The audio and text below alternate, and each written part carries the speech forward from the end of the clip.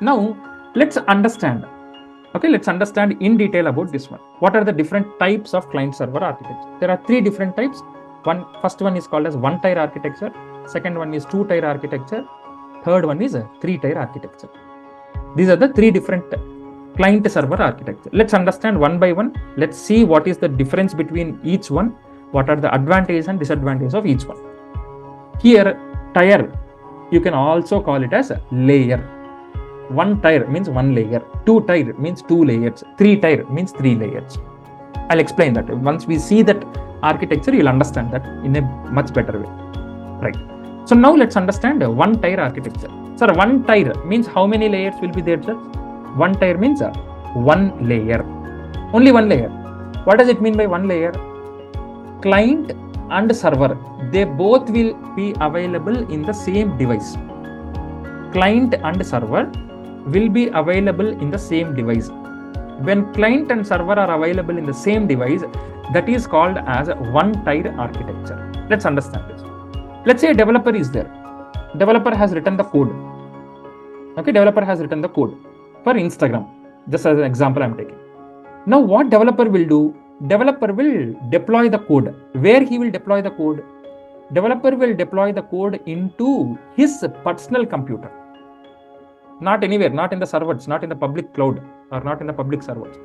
He will deploy the code into his personal computer only. Now, who can access the Instagram application, sir?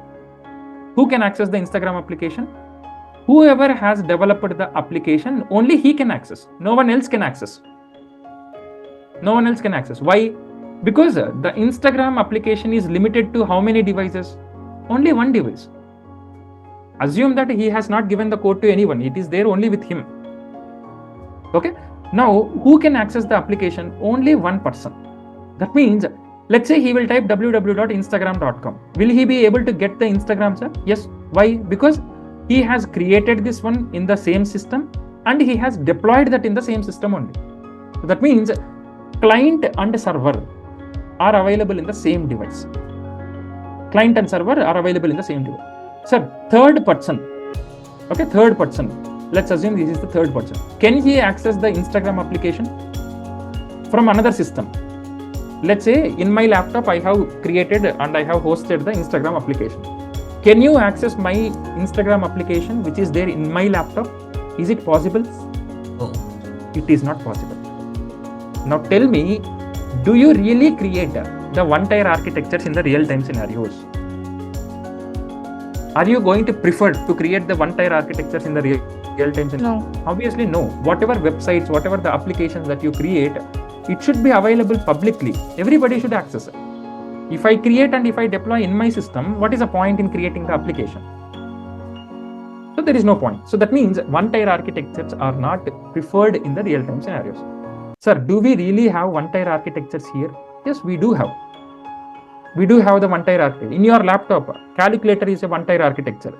Where calculator is deployed? In your laptop only. VLC media player is a one-tier architecture. Paint is one-tier architecture. They are all applications. If you have a doubt, I'll just go to the search bar and if I type paint, paint is an application. You can see it is showing app. It's an application. But where this application is deployed? In my laptop only. Can you access this paint which is in my laptop? No. In your laptop, you will have a separate paint. You can access that.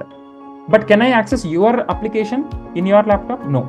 Can you access my application which is in my laptop? No. These are called as one-tier architectures. Paint, calculator is also an application. And then VLC media player is another application.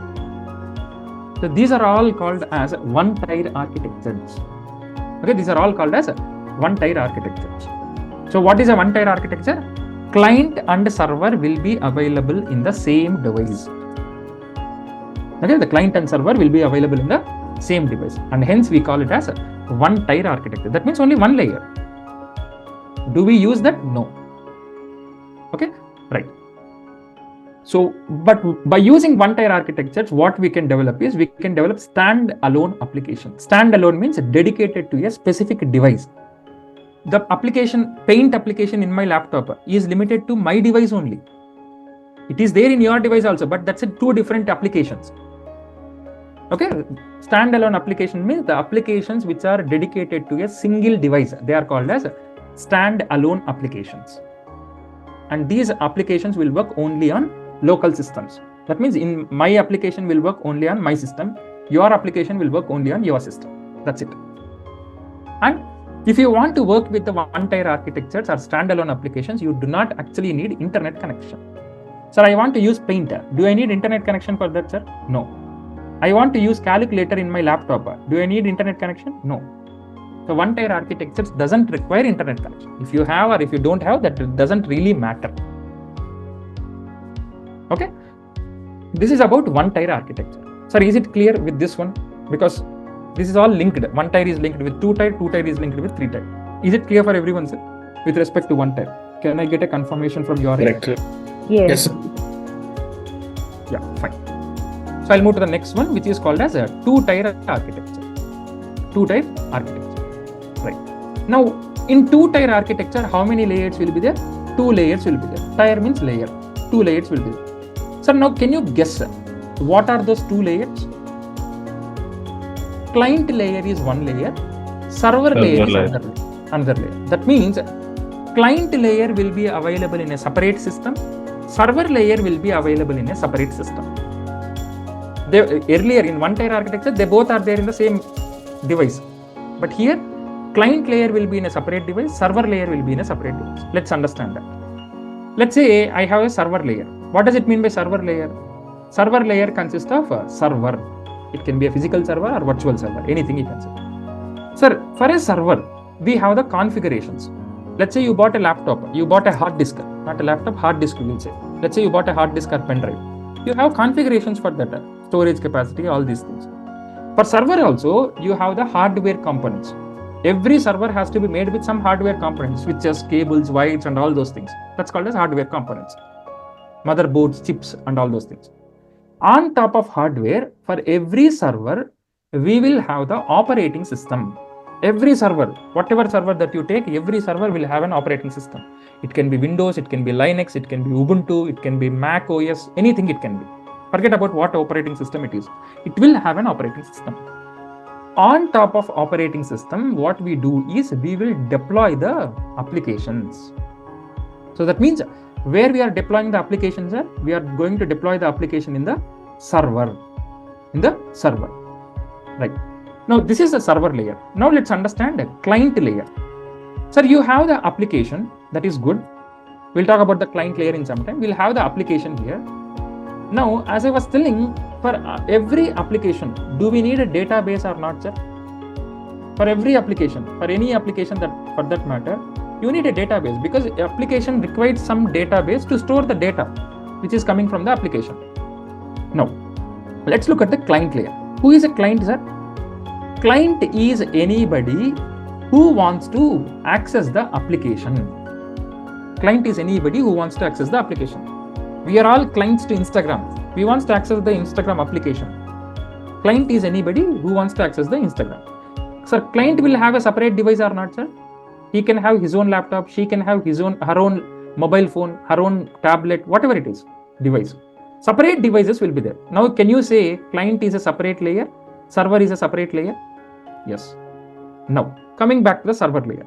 Sir, as I was telling, for every application, we will have the database connected to it. That's for sure. There is no doubt in that. For every application, we'll have the database to it. But what is the problem here?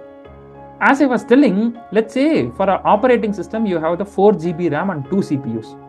In your laptop also, you have the RAM. Typically, you have one CPU, but let's say 2 CPUs are there. You have some RAM and you have some CPU for the operating system. 4 GB RAM and 2 CPUs. Now, out of this 4 GB RAM and 2 CPUs, application is using 2 GB RAM. To function the application has to function 24/7. So 2 GB RAM is being consumed by the application. Now, since application is using 2 GB RAM, whatever the data that is coming from the application, it has to be stored in a database. Now, for database, does it need a storage capacity or not, sir? Data is coming from the application. So where the data will store? In the database. If the data has to store in the database, does it need a separate storage capacity or not? Yes. Let's say a database is also taking 2 GB RAM. Now out of 4 GB, 2 GB is taken by application, 2 GB is taken by database. But then OS, how will it work, sir? It won't work. Do one thing. I mean, you must have experienced if you have seen. Let's say your mobile is 128 GB capacity. You have filled complete 128 GB data. Complete 128 GB you have occupied with some videos and audios and everything. Now, will your mobile work smoothly, sir? No. It will hang, or it will work, but you have to have the wait time. Wait time will be more. Now, what will happen to the operating system here? If the entire storage capacity is taken by application and database, can you expect the operating system to work properly? Obviously, no. If the operating system is not working properly, who is the main affected person, sir? What is the major affected person thing here? OS. If the operating system is not working, will your application will work, sir? No. Will your database will work? No. Will the clients be able to access your application? No. That means clients cannot access the application. Ultimately, when you create an application, you want clients to access it. If clients are not able to access the application, there is no point. If you remember, I don't know how many of you are from Telugu states, but if you are from Telugu states, you must be aware of an application called AHA application. There is an app called AHA app. If you remember one scenario, when Prabhas came to the episode of, I don't remember the show exactly, but yeah. Rana Dagubati show. No. In AHA, there is, which was hosted by Balakrishna. Balakrishna. Yeah, I forgot that show name, but... Unstoppable. Yeah, Unstoppable. If you remember the Unstoppable episode where Prabhas came, for the first 1 hour, the application was not working. When they released the Prabhas episode, for the first 1 hour, the application was not working. Why it was not working? Because it got hanged. Too much traffic came. Till that time, AHA never experienced. AHA servers never experienced that much traffic. So what happened? Let's say they have used some 100 servers. They were not expecting that these many people at the same time they are that much interested to watch that episode. So 100 servers were not able to manage this traffic that is coming to the website. So what happened? The server got hanged and the application was not accessible. If the application was not accessible, the users were not able to access the application and they were unable to watch the episode. Then AHA said that, AHA gave a statement. You can also Google that statement. AHA gave a statement like, we are currently experiencing a downtime. Please wait for us. Please wait for some time, or please bear with us for some time. Something like that they have given. Now in that meantime, what they have done? They have immediately bought a new servers, extra servers, and they have made access to everybody. That is how the architecture, the application and servers, application databases will work. If the entire capacity is taken by application and database, the OS will not work. If the OS won't work, application won't work. If the application won't work, clients cannot access the application. Okay, that's the scenario. So here, application and database are like Tom and Jerry. To keep it in a comical way, they are Tom and Jerry. They will be there in the same room. Application and database, they will be there in the same server. Similarly, if you observe the Tom and Jerry show also, they will be there in the same house only, but they will be continuously fighting. If this does something, this will tell that I also want to do the same thing. So that's why continuous fight will happen. Similarly, application and database will be there. Application tells that I need 2 GB. Database will tell that if you are needing 2 GB, I want to store 2 GB data. So database will also fight for the same thing. So there will be a continuous fight between these two things. Yeah, servers will also store the data, but they are not the main data. They are just the user data will be there. So there will be a continuous fight between these things. Now what we have to do? We have to separate them. If you want your house to be clean, you have to keep Tom in a separate room, Jerry in a separate room. Then only the house will be clean and there won't be any fights. Similarly, application you have to keep it in a separate room, database you have to keep it in a separate room. Okay, database you have to keep it in a separate room. This is how you will maintain. So what is the problem with two-tier architectures? The problem with two-tier architectures is servers will get crashed, downtime will happen to the servers, latency issues will come. What does it mean by latency issues? The functionality of the application will be there. You cannot access the application as soon as you enter www.youtube.com. You have to wait for some time. That's called as latency issues. high latency and low latency will be there. We'll talk about that in the AWS classes again. We'll be seeing that.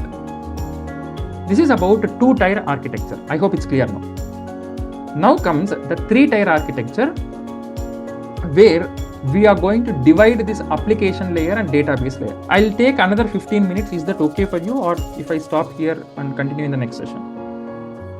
No problem, you can continue. Yeah, I'll just talk about 3-tier architecture and then we can close. It will take another 10 to 15 minutes. Yeah, thanks for that. Right. So now, this type of architectures are not used in the production environment. Sir, what does it mean by production environment? We have different environments, which we will see it in the next session. In simple, production environment is the environment where application will be running. If you are accessing the youtube.com is in the production environment. You can also call it as a live environment. Live means currently whatever users is accessing, that's called as a live environment or production environment.